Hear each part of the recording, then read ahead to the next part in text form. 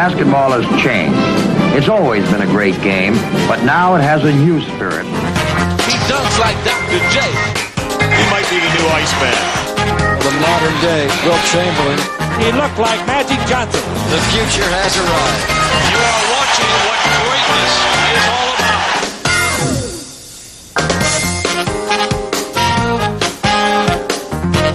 Hello, everyone, and welcome to Vintage NBA. I'm Robin Roberts. This week we profile the man known as CLYDE the Glide, CLYDE DREXLER. He excelled for 15 NBA seasons, first in Portland, then back in his hometown of Houston. And Glide seemed the perfect name for a player who was smooth and graceful on and off the court. Today, one of the league's smoothest guards is the Milwaukee Bucks' Ray Allen. He's a two-time All-Star who also became a movie star in the film He Got Game. Remember, I had a small role. No applause. This week, Ray is in the chair to talk about another player who had game, CLYDE DREXLER.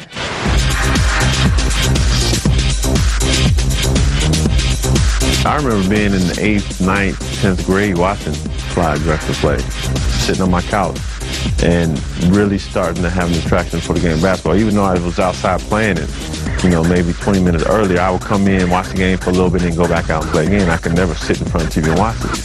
But then, when they started saying CLYDE DREXLER and show when he dunked the ball or anything great he did, I was attracted to the TV and made me want to sit there and watch it. When he almost jumped from the free throw line, I think he was playing the Lakers. And, both his feet up in the air, that was his signature, dunk, one hand came down the lane. He floated. When Clyde dunked, Clyde came up with both his legs. I used to always pick my legs up. I used to always say that, when I did that, I was CLYDE DREXLER. And the Bucks with numbers. Brandon up top. Ray Allen, the slam. Gorgeous alley-oop. A lot of people don't realize that Clyde is 6'7", 6'7", 6'8". He had like a 44-inch vertical. He was jumping out of the gym. 18 to 11. Long pass to Drexler on the alley-oop. He climbed the golden ladder for that. Ball top of the key. Johnson alley-oop. Oh, my goodness. You're not supposed to be able to do that. A lot of credit went to Michael Jordan for him being able to do things he's done, but CLYDE DREXLER was doing that alongside Jordan at the same time with him, sometimes even better. Unfortunately, I didn't get a chance to play against him a lot because I was, playing the Eastern Conference. I only played him twice a year. And I remember one time we played at the Bradley Center, and Clyde was guarding me, and he was just standing there. I didn't know what to do, and I was just thinking, CLYDE DREXLER was guarding me, and I kind of, cut hard to the basket, and, Clyde kind of stopped. And Barkley came over and helped out, and I dunked on Barkley. And I got a picture of it today, and I just always remember, even though it's a picture of Barkley, I just remember that Clyde was in that play, and he was guarding me, and I went by him. I played golf with Clyde this past summer, out in Hawaii. And there was a point in his life where I was thinking I couldn't wait to be, because I could say, I had an illustrious career, and, I have family, I have kids, and I can do whatever I want now. He was my dad's favorite, though. He always talked about Clyde, and my dad's from Houston, so he went to the Rockets. He was just happy he was in Houston, and he knew that they were going to have a chance to win the championship. CLYDE the Glide finally gets the ring. He's got it. He's got his ring. But when they won the championship, I felt like there was vindication. For me, I don't know why. You always want to see the good guys in sports, eclipse their greatest accomplishment. Ray says he can recall sitting in his dorm room at the University of Connecticut in June of '95. He was watching on TV as Clyde celebrated winning the NBA championship. And Ray says he hopes that someday soon, kids will be watching him do the same thing. Up next, we'll take a closer look at the great career of CLYDE DREXLER. DREXLER. You go back and you look at some of the things he did, those were just incredible physical feats. I mean, I had a lot of talks with Clyde, and I said, there are some times when there are two big guys back there where maybe you can't go in there. He looked at me in shock. I take what I want. Clyde was one of the best passers I've ever seen in the open court. It wasn't uncommon to see Clyde, get 25 points and 8 rebounds and 10 assists, night after night. He was a unique player. Clyde, yes, sir. The city of Houston, home to NASA, was also the launching pad for the career of CLYDE DREXLER. CLYDE grew up there, and along with Akeem the Dream Olajuwon, led the University of Houston to national prominence on a team nicknamed Phi Slamma Jamma. CLYDE left home when he was drafted by the Portland Trail Blazers, but by the time his career was over, he had come full circle and enjoyed a storybook ending. During 15 seasons in the NBA, CLYDE DREXLER had a share of personal accomplishments and team glory. For CLYDE, it was a magnificent career that will ensure his rightful place in NBA history. My goal was to be a professional basketball player, and to be considered one of the top 50 in the history of the game is a phenomenal honor. I think it's something that, when you put your best foot forward and you have good intentions, I think good things happen. Good things were expected out of CLYDE when he entered the league in 1983, and the NBA's newest high flyer did not disappoint. Drexler motoring all the way. Oh! What's the price of admission? Drexler. You go back and you look at some of the things he did, those were just incredible physical feats. I mean, I had a lot of talks with CLYDE, and I said, there are some times when there are 2 big guys back there where maybe you can't go in there. He looked at me shocked. I take what I want. Drexler, he's open, he scores! At times, it seemed like CLYDE's incredible highlights overshadowed the things that really drove him in the game of basketball. The thing that was most interesting about CLYDE was not his athleticism that was obvious, but it was his desire to win. I don't think that anyone really understood how much he disliked losing. Drexler's fierce competitiveness helped make the Trailblazers championship contenders. And in his 7th season, CLYDE led the Blazers into the 1990 NBA Finals, only to lose to their more experienced opponents, the defending champion Pistons.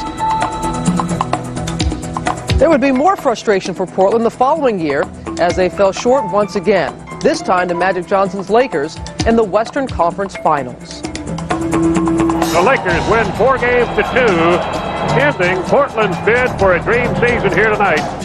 The Blazers regrouped and returned to the finals in 1992. Awaiting CLYDE was the ultimate challenge and his closest counterpart, Michael Jordan.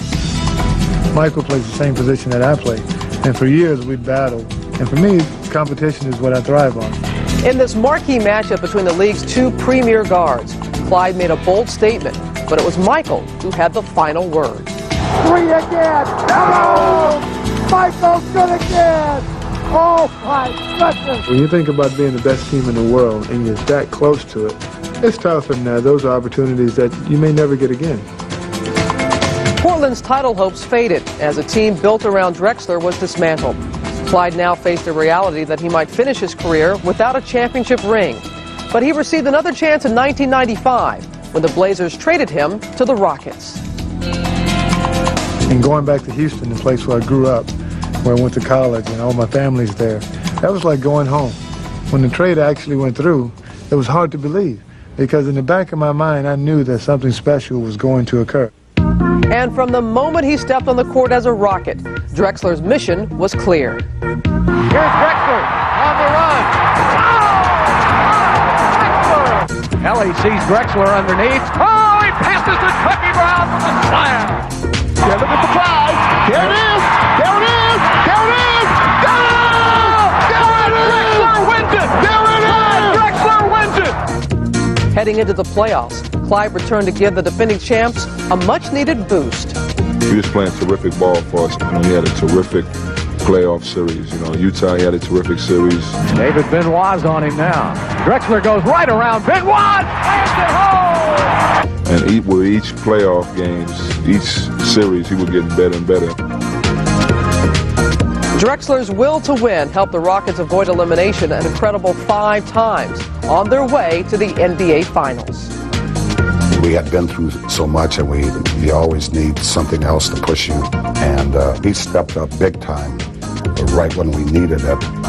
As Houston opened the finals against the Orlando Magic, Clyde was ready to seize his opportunity. The guy worked hard, and that right there showed me how bad this guy really wanted to win, because he knew that that was his last time getting to the finals probably, and he had to take advantage of it. A determined Drexler played with desperate intensity. It's unstoppable. I mean, it was an emotional time. I knew he felt he was getting close to the ring, and I felt for him. CLYDE DREXLER, this is his championship. The Clyde wants to roll. Drexler slams it down. It's over. The Houston Rockets are the NBA champions for the second year in a row. This was the third trip to the finals, and the third time was the charm. This was great. How sweet it is! It's a feeling of exhilaration. It's been like a storybook ending.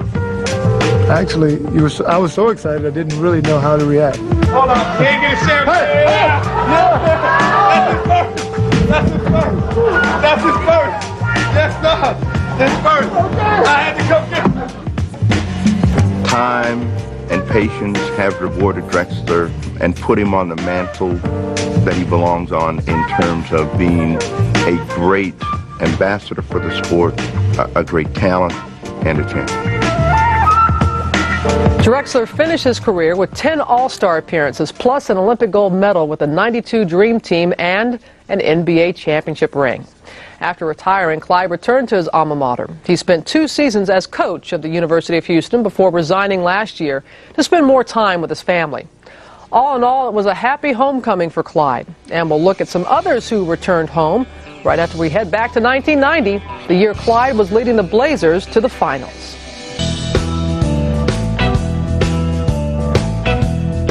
Well, what do you know? It's that time of the show when we head to the net. And in light of Clyde Drexler's return to Houston, let's go with the word homecomings. And when we do, we find a quote from the author, Thomas Wolfe, who wrote that you can't go home again. Obviously, he never met Clyde, who did go home in 1995. And there have been some others who might have been humming that old Simon and Garfunkel tune, Homeward Bound. There was Lucky Lindy Charles Lindbergh, who was honored with a ticker tape parade up Broadway in 1927. That after making the first solo non-stop flight across the Atlantic in his plane, the Spirit of St. Louis. By 1969, man was flying all the way to the moon and back. The crew of Apollo 11 was welcomed back to Earth after their lunar landing. They included Neil Armstrong, the first man to walk on the moon, along with Buzz Aldrin and Michael Collins. In the early 1970s, veterans of the Vietnam War were finally coming home. But with Americans still intensely divided by the conflict, it was a somewhat mixed reception, one that was depicted in the movie called Coming Home. After being held in Iran for 444 days, American hostages were finally released in January of 1981. They returned to a wild celebration in the song Tie a Yellow Ribbon by Tony Orlando, which was part of a campaign to show support for the hostages.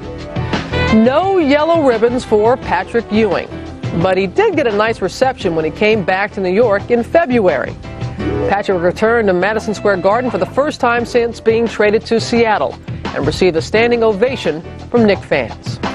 And fans in Houston were thrilled to see Clyde Drexler return home. For Clyde, it meant not only a chance for a title, but also a reunion with his Phi Slamma Jamma fraternity brother, Akeem Olajuwon. In college, we played together every day for about 3 years, and we had incredible chemistry. And I kind of knew what Akeem was doing, even when I couldn't see him. As an NBA player, the only chance I got to play with him was at the NBA All-Star game. And we would always practice and have fun doing things in practice. We talk about this all the time in the All-Star break. If we can play together again, it'd be so much fun. It's just like a dream.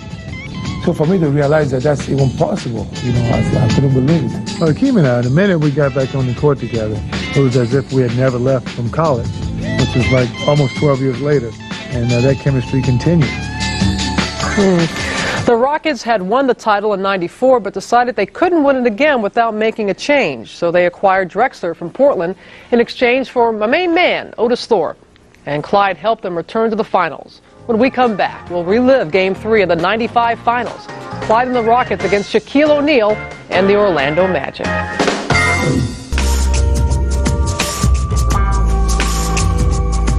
Back in 1995, the Orlando Magic were supposed to be the league's up-and-coming dynasty. Led by Shaquille O'Neal and Penny Hardaway, they reached the NBA Finals, where they had home court advantage. But it didn't last very long, as Clyde Drexler and the Rockets won the first 2 games in Orlando. They came home for Game 3, which brings us to this week's Airwave Archive. From the Summit in Houston, here's Marv Albert, Bill Walton, and Matt Gukas. Magic 13 and the Rockets 9, halfway through this first quarter. There's been no style to Houston's game so far, no penetration in dish, it's all one-on-one. That shot goes, but that won't go all game like that. Clyde Drexler with his first field goal. 2-point Orlando lead. Orlando's hit 6 of its first 10 shots. Nice fake by Hardaway, and it draws the foul. Foul on Smith. In game 2 particular, where Houston dominated throughout, it was all penetration and dish with terrific ball movement. That's just an incredibly great one-on-one move, fading away after 4 dribbles left. That goes all game. And that's good defense, Bill, because that's what the Magic set out to do in this game. Cut down on penetration. They got killed with it late by Drexler, and they also got hurt quite a bit by Sam Cassell. So they'd rather give up the jumper, and they won't force a guy like Drexler to his left. It's not as good a percentage shot. 15-11, Orlando. And Smith facing some light pressure from Hardaway. Houston really has worked on the press in the last day and a half. Smith for 3. And Akeem continues to dig, which led to the jump ball. It looked to be an easy retrieve for Shaquille O'Neal, but Olajuwon was right there. When you're as big as Shaq is, there's a tendency not to block out. You just turn, his hands aren't even up. Akeem with the knee pads, not afraid to go to that ground and dig it out. And Mike Mathis says do it again, a bad toss, or apparently the attempt to steal the jump. So Houston will get possession. Mike Mathis felt that Shaquille stepped in too quickly. The lead for Drexler. He beat Anderson, who turned his head. Magic leading by 2. The skill of Robert Horry, so multifaceted. The reverse pass, we saw it in game 2 with Akeem, now to Drexler. Hardaway. And back come the Rockets. They're down by 2 with 5 minutes to go in this first quarter. Olajuwon. Again, not a good shot. Drexler there, and a foul is called. Well, this side out-of-bounds play is one the Magic should know well. It's the same one they use for Nick Anderson or Penny Hardaway. The little difference there is Drexler becomes so much more effective because of his size, and he plays over the rim. So a little jab step out to the wing, and then a little curl up for the alley-oop. Foul was called on Scott. Drexler. Clyde throwing it to tie the game at 15. And Houston just wasted their delay of game, something they won't be able to use now at the end. And Hannah Storm remarked earlier about Clyde Drexler, how important this championship is. He doesn't have one. He's got it all on the line tonight. And this is third attempt at winning the championship trophy. Scott for 3. Dennis Scott still trying to find the touch. In game 2, only 3 of 10, 9 points at the 2 from downtown. Penny Hardaway doing a very good job, much better than the first 2 games. Akeem delivers inside of keeping Kenny Smith under control, not letting him run. The Magic 18, the Rockets 17.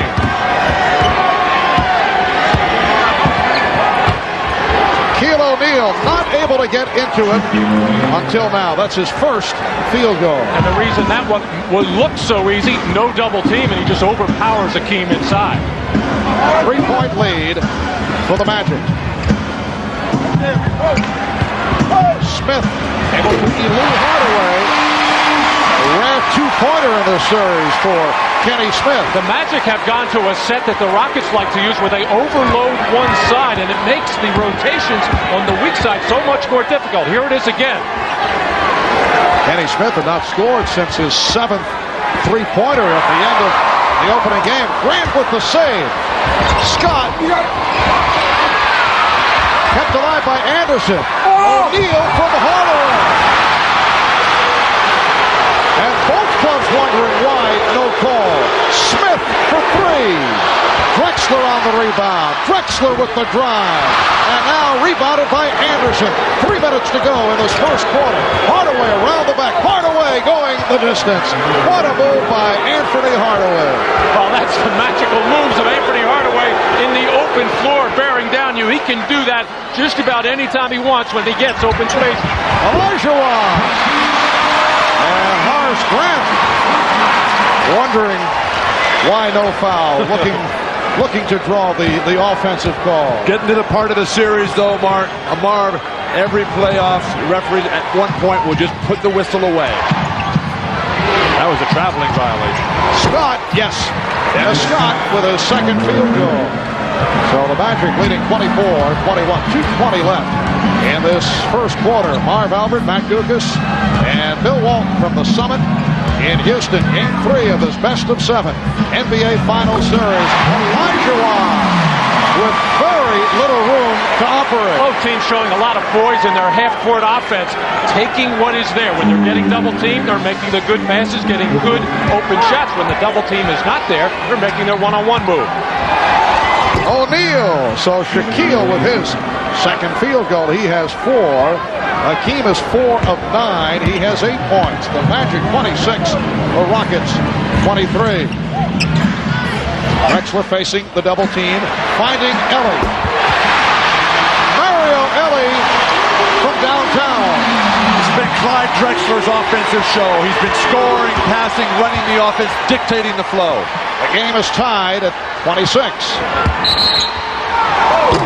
And a foul is called against the Rockets.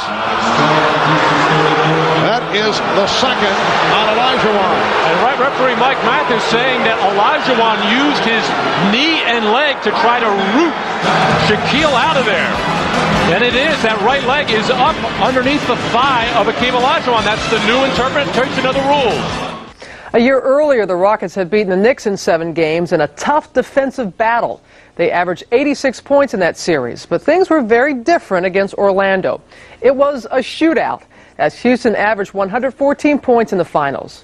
And we'll get back to Game 3 right after we test your sweeping knowledge of NBA history.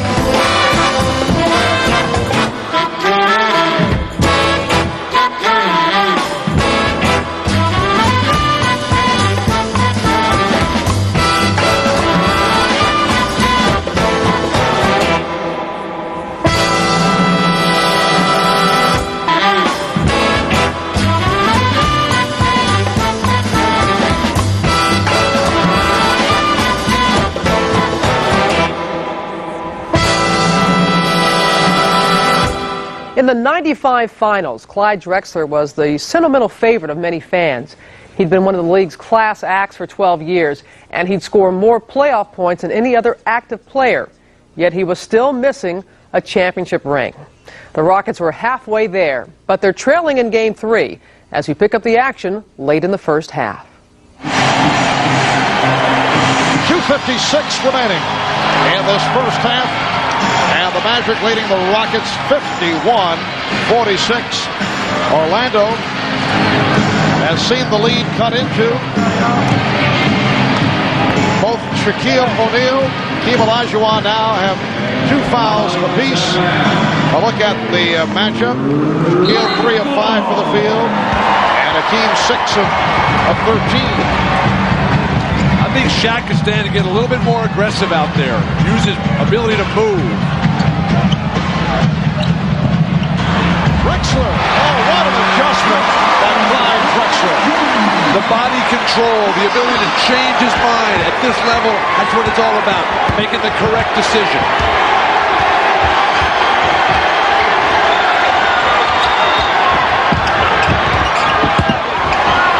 Shaw. Fielded by O'Neal. And a foul is called as Drexler hit the floor. Hakeem Olajuwon will draw a double team up around the foul line, pretty high for that, and that makes the pass a lot easier when he can see the whole floor facing the basket, and Clyde Drexler just cuts to the rim in the open area, which is what you need, as now Shaquille O'Neal left alone after Olajuwon going over to block the shot, and Drexler able to slot that. And how tough is Shaq? Drexler comes, and Drexler's a big guy. He's 6'7". He comes and takes the hardest foul as he can, and he ends up falling backwards. Shaquille O'Neal 2 of 5 at the line. But at least tonight, Shaq's got the sweat flowing. Always a good sign for Orlando. Bill with the sweat check barometer going.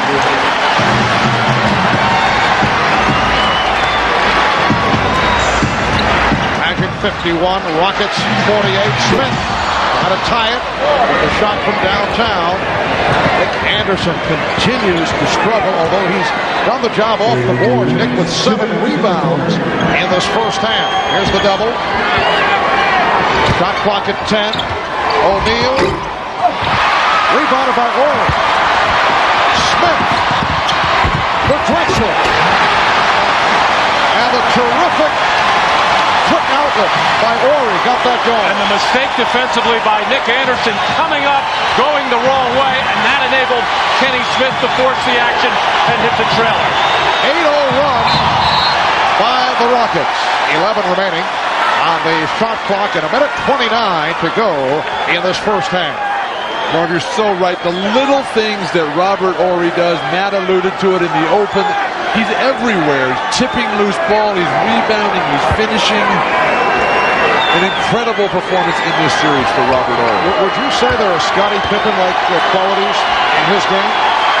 Certainly at the defensive end, no question. But not the creative offense that Scottie Pippen does. Scott not able to hit. Here comes Smith. 3-on-2. And Drexler is fouled. Clobbered by Anderson.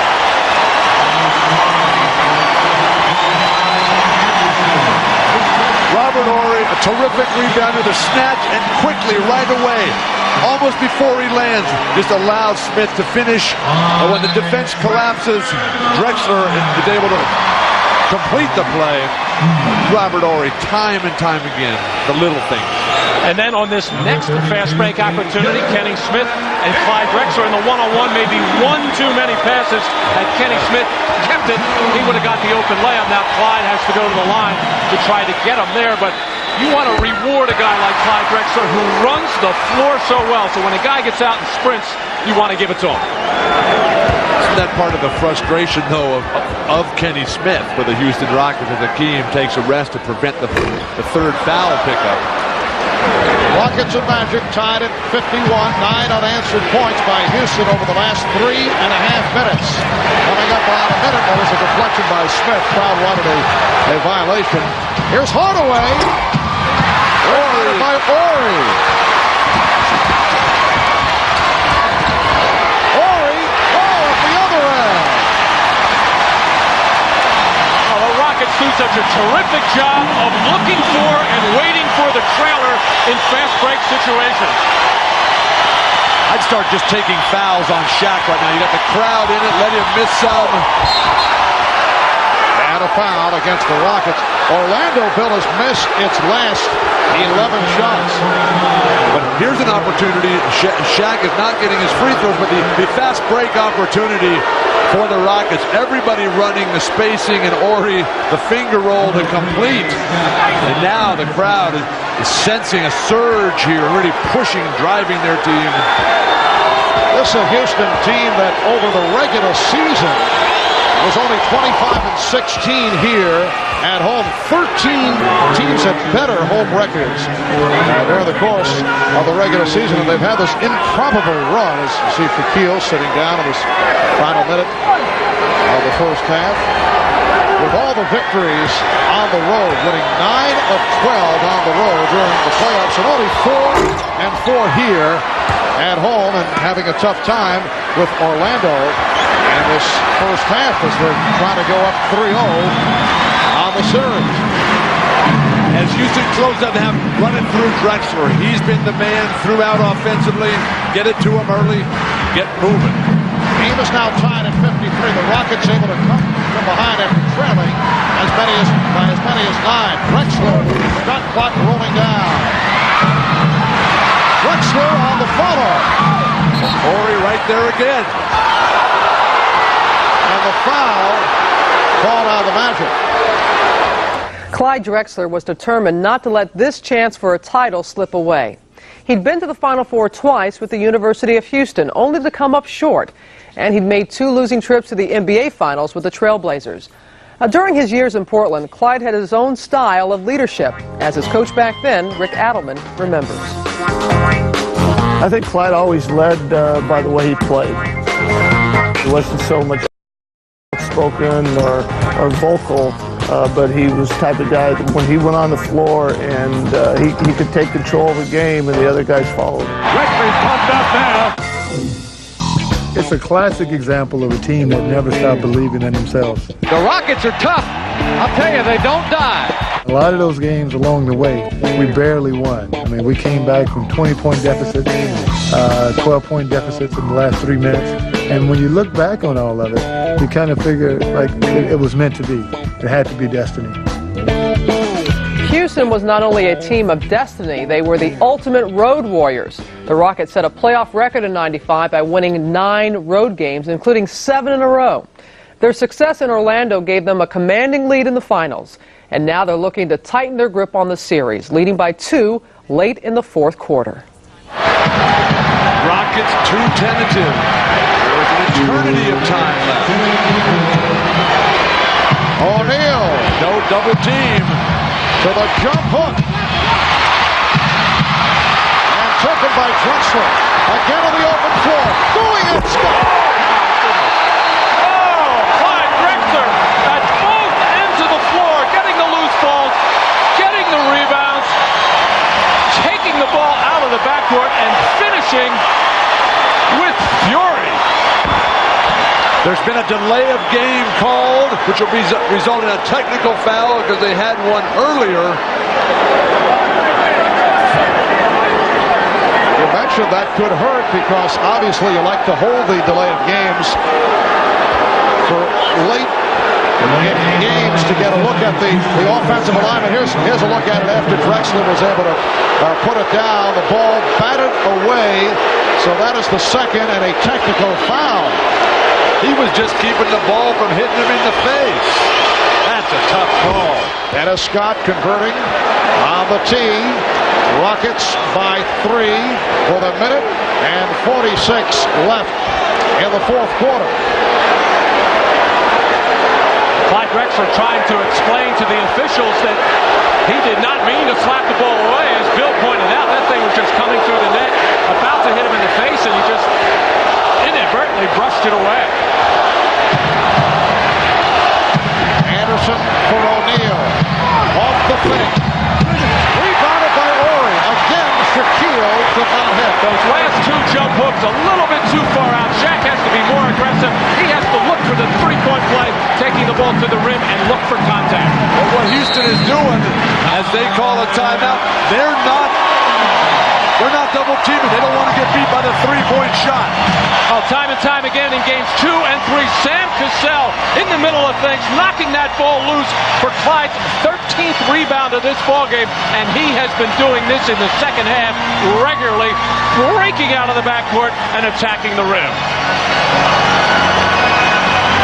Clyde Drexler leading the parade in terms of most postseason points without a championship. And he's added to his totals tonight. 22 points, 13 rebounds, and 7 assists. Drexler on the swing. Going right at Anderson. Extending to a 5-point Rocket lead. We come up on 1 minute remaining in this 4th quarter. The Rockets lead by 5. Anderson for 3. Orlando had missed its last 10 from downtown. It's down to a 2-point Rocket lead. And a timeout taken by Elliott. The Rockets in danger of a 10-second violation. They took 7 seconds in the backcourt. Drexler in the low post, it's been his game, along with Hakeem as usual, just spinning by. He's beaten Nick Anderson on the baseline all series long. Rudy ecstatic, but then to give up the three. Well, they've been careful not to double team Shaq. Drexler actually going for the steal here, and the deflection as he feels he can do no wrong at either end of the floor, but that's what opened the gates up for Nick Anderson behind the line. I think the Magic were surprised at the post-up for Drexler, and they really shouldn't be. He is obviously the other go-to guy, because normally when he gets the ball that tight to the lane, a double team would be coming. Well, the Rockets must advance from the backcourt within 3 seconds. Hakeem is too far up the court. He's got to come back and be the man. This could be a 10-second violation. Cassell, does he get it across? Well, apparently he did. Ori, and a foul is called. That was close to a backcourt violation. Very creative play by Sam Cassell. The shot clock, if it hits 14, it's a violation. In the air, the pass delivered. Very close, but then this nice dish off. Rockets running away from the ball, really. Anderson on the foul. Ori 5 of 6 at the line. We're down to 47 seconds remaining in this fourth quarter. Robert Ori, a 76% free throw shooter during the regular season, 77 for the playoffs. Hits 1 of 2. Rockets lead 101, 98 out of 45 seconds. Hardaway, played by Ellie. Again to O'Neal, off the spin. Grant with the open shot. 1-point Houston lead with 35 seconds to go. Houston has 2 timeouts left. Orlando with 3 and a 20. I'd come to Drexler again, but it looks like Hakeem in the post. Who better? Got to get it to him early enough, though. Rockets using the clock. Shot clock at 6. Ori for 3.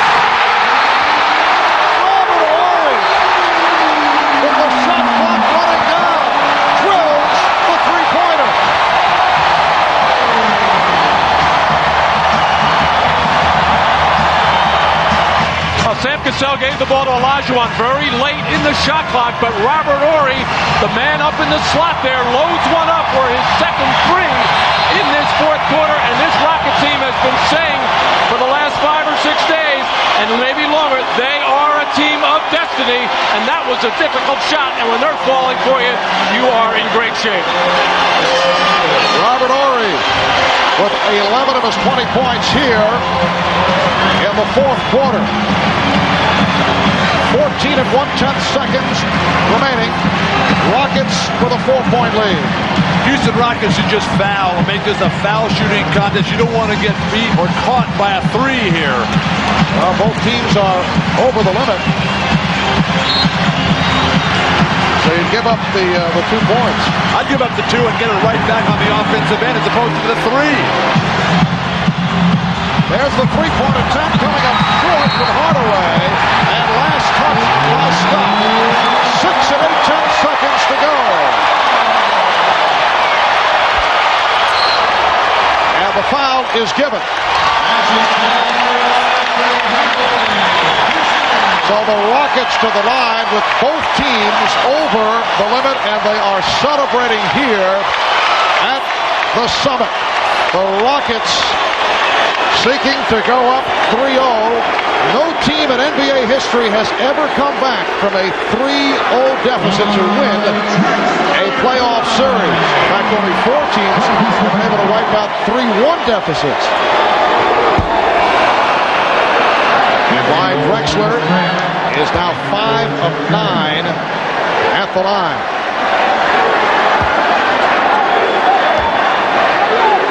Orlando with 2 and a 20 and the timeout rundown. Rockets by 5. The Magic calling for time. Houston went on to win behind Clyde's 25 points, 13 rebounds, and 7 assists.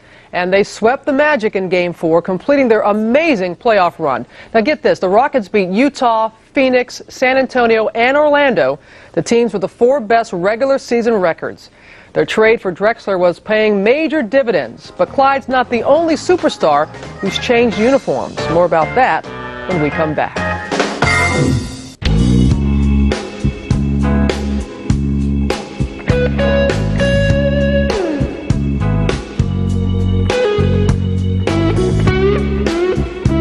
When Clyde Drexler was traded to Houston, it did raise some eyebrows around the league. After all, Clyde had been a fixture in Portland for over a decade. But it wasn't a total shock, because if NBA history has proven one thing, it's that even some of the league's biggest stars aren't too big to be traded. For example, Wilt Chamberlain, maybe the most dominant player ever, was traded twice in his career. In 1964, San Francisco traded Wilt back to his hometown of Philadelphia, to the Sixers. Then 4 years later, Wilt packed up and headed west once again, this time to the Lakers. Oscar Robertson was a hero in Cincinnati, starring for the Royals. But things turned sour in 1970, and the Big O was traded to Milwaukee, where he had the last laugh, winning his first NBA title with the Bucks in 1971. Now, Oscar's teammate in Milwaukee was Kareem Abdul-Jabbar, the NBA's all-time leading scorer. But he was traded too, sent to the Lakers in 1975. In exchange for Kareem, Milwaukee received 4 players: Elmore Smith, Junior Bridgman, Brian Winters, and Dave Myers. There was Earl the Pearl Monroe, who tormented the Knicks as a member of the Bullets. So it was quite a surprise in 1971 when Baltimore traded Earl to their arch rivals, New York. Many thought Monroe and Walt Frazier wouldn't be able to share one basketball, but they seemed to get along just fine in the Knicks' backcourt. Then in '77, Clyde himself had to leave town for Cleveland. The Cavs acquired him as compensation after the Knicks signed Jim Clemens. Frazier made a triumphant return to the Garden, but fans just couldn't get used to seeing him in that snazzy Cavs uniform. Charles Barkley became a superstar in Philadelphia during his first 8 seasons, but in 1992, Sir Charles wore out his welcome and was sent packing to the Valley of the Sun, where he led Phoenix to the NBA Finals. In 1996, he was traded again and had a chance to unwind a little as a member of the Rockets. For 11 seasons, Dominique Wilkins was the franchise player for the Hawks. But in 1994, the human highlight film ended his run in Atlanta. He was traded to the Clippers in exchange for Danny Manning. No hard feelings, though, as he returned to watch the Hawks retire his number. Throughout his career, Neek was sharing airspace with Clyde Drexler. And since Clyde left the scene, a new group of hang gliders has arrived in the NBA. I like Eddie Jones. When Eddie Jones goes up for a finger roll, how he glides, kind of pretty like that. Jones, beautiful spin, count the bucket. I would compare Eddie Jones' kind of gliding and gracefulness to Clyde Drexler. Steve Smith, before his knees bothered him so much, kind of glides a little bit. When Clyde came in, there were a couple that went ahead of him and were maybe as good, but now you can look on, you just look on our team. We've got Ruben Patterson, we've got Rashard Lewis, we've got Desmond Mason, we've got, there's 3 guys that can probably jump as well as Clyde could. Kobe Bryant in a different way, but Kobe has the ball. He's more like a Jordan in terms of what he's able to do. I think today's game is bringing that type of athlete into it. If you'd like to share your thoughts on Clyde Drexler or maybe your favorite trades, just drop us an email at NBA.com. We're in the TV program sections. Those emails, just keep them coming, including one from Jay in North Carolina, who wants to know, hey, whatever happened to Mark Price, who rained shots in from everywhere? What's he doing now? Well, it turns out Mark is head coach at Whitefield Academy, a high school in Smyrna, Georgia, just outside of Atlanta. His first head coaching job. Glad to help out. We'll be back with more in just a moment.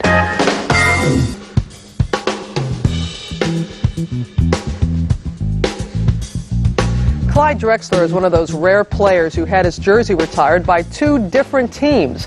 Last year, he was honored by the Rockets, and this past March, the Trailblazers raised his number 22 jersey to the rafters. The team also named a street outside the Rose Garden Drexler Drive.